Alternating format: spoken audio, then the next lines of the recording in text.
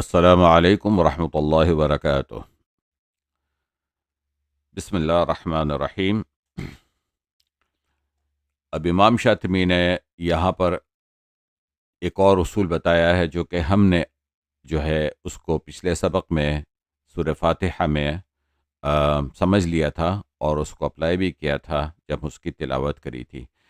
تو اس میں یہ تھا کہ تین الفاظ علیہم، الیہم، ولدیہم، یا قرآن میں جہاں پر بھی آتے ہیں تو اس میں حمزہ اپنے دونوں راویوں کے ساتھ اس کو ہا کو دمہ سے پڑھیں گے، علیہم، الیہم، ولدیہم، ٹھیک ہے نا، جمیعا بضم الہاء وقفا وموصلا، یعنی کہ یہ وقف کی حالت میں ہو یا وصل کی حالت میں ہو، یہ تین کلمات قرآن میں جہاں پر بھی آئیں گے تو ہا کو ضمہ سے پڑھیں گے، ٹھیک ہے۔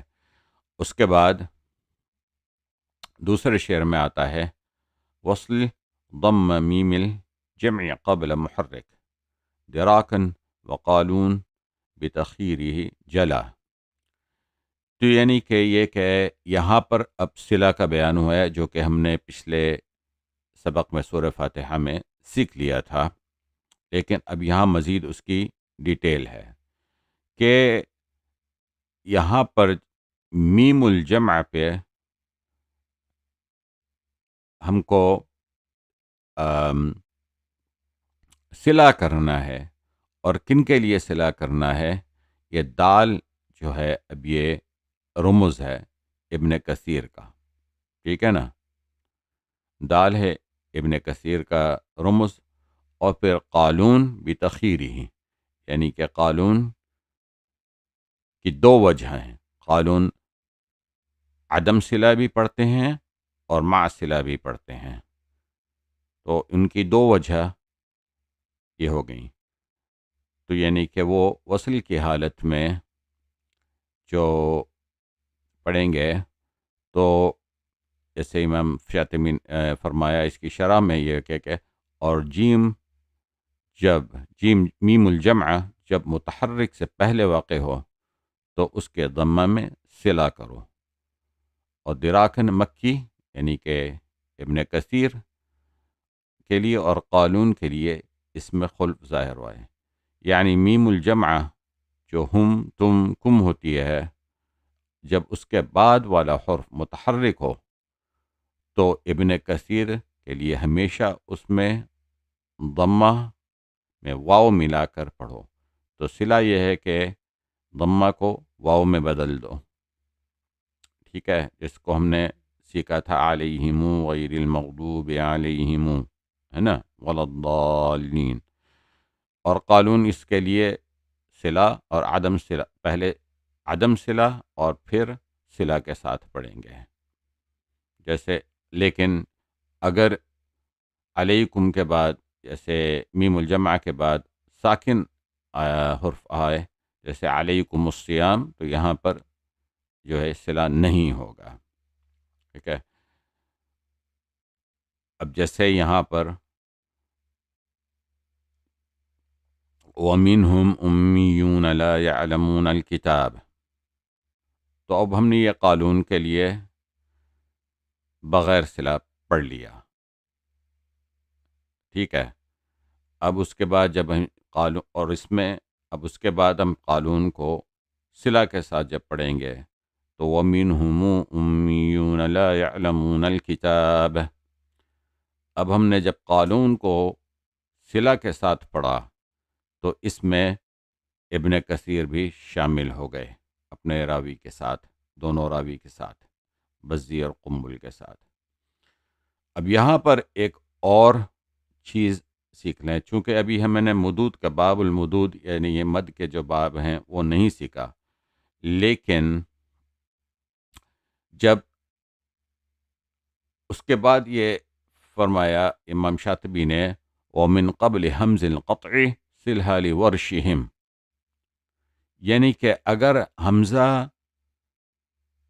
میم الجمع حمزہ سے پہلے ہو تو پھر یہ صلہ جو ہے ورش کے لیے بھی کرو، ٹھیک ہے۔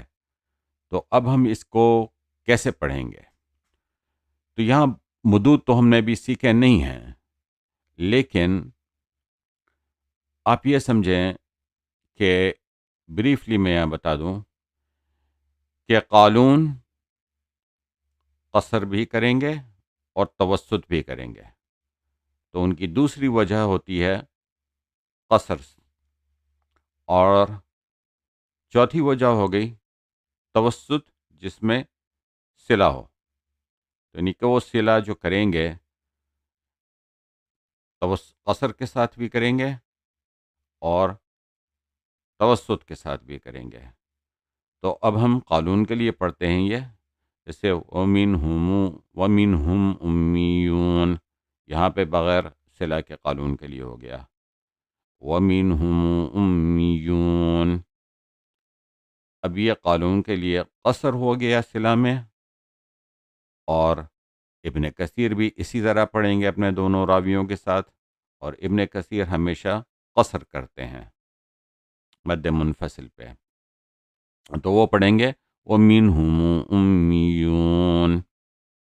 ٹھیک ہے، اب قالون کی ایک اور وجہ ہے جو کہ مد کے حساب سے، کہ وہ مد منفصل پہ توسط بھی کرتے ہیں، ٹھیک ہے نا؟ جیسے اس آیت کو اگر ہم پڑھیں وَمِنْهُمْ أُمِّيُّونَ لَا يَعْلَمُونَ الْكِتَابَ إِلَّا أَمَانِيَّ وَإِنْهُمْ إِلَّا يَظُنُّونَ، یہاں ہم نے قصر کیا مد منفصل پر، تو اب اگر اس کو ہم جب صلہ کے ساتھ پڑھیں گے تو وَمِنْهُمْ أُمِّيُّونَ لَا يَعْلَمُونَ الْكِتَابَ إِلَّا أَمَانِيَّ وَإِنْهُمْ إِلَّا يَظُنُّونَ، تو یہاں پہ قصر کے ساتھ ہم نے بغیر صلہ کے پڑھا، اور اس کے بعد صلہ کے ساتھ بھی پڑھا۔ جب صلہ کے ساتھ ہم نے پڑھا تو اس میں قصر کیا، تو اس میں ابن کثیر اپنے دونوں راویوں کے ساتھ شامل ہو گئے۔ اب اس کے بعد قالون چونکہ مد منفصل پر توسط بھی کرتے ہیں، تو اب قالون اب ہم اس کو پڑھیں گے بغیر صلہ کے قالون کے لیے وَمِنْهُمْ أُمِّيُّونَ لَا يَعْلَمُونَ الْكِتَابَ إِلَّا أَمَانِيَّ وَإِنْهُمْ إِلَّا يَظُنُّونَ۔ ابھی ہم نے قالون کے لیے توسط سے پڑھا، اور اس میں جو ہے اس میں بصری بھی شامی ابن عامر اور عاصم اور کسائی شامل ہو گئے، کیونکہ یہ بھی توسط کرتے ہیں مد منفصل پہ، ٹھیک ہے۔ اور ورش کے لیے یہاں پر ہمیشہ طول ہوگا۔ اب ہم اس کو مد منفصل کے ساتھ جب ہم نے پڑھا قالون کے لیے، تو پڑھا وَمِنْهُمْ أُمِّيُّونَ لَا يَعْلَمُونَ الْكِتَابَ إِلَّا أَمَانِيَّ وَإِنْهُمْ إِلَّا يَظُنُّونَ۔ اب یہ قالون کے لیے ہم نے چوتھی وجہ، جو کہ صلہ مع صلہ اور توسط منفصل پہ پڑھا۔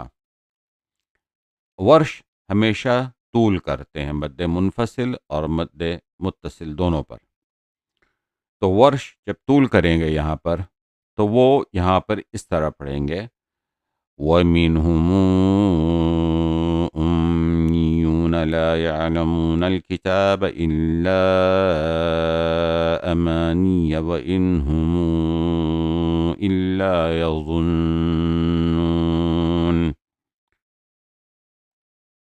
تو یہ ہم نے صلہ کیا ورش کے لیے، جو کہ اس لائن نمبر 112 میں امام شاطبی نے بتایا تھا اصول کہ ورش کے لیے صلہ کرو، لیکن اس میں نے آپ کو اور مزید یہ بھی بتا دیا کہ قالون کے کس طرح سے پڑھیں گے، اور مکی قالون اور مکی کا مطلب یعنی کہ ابن کثیر وہ کس طرح سے پڑھیں گے.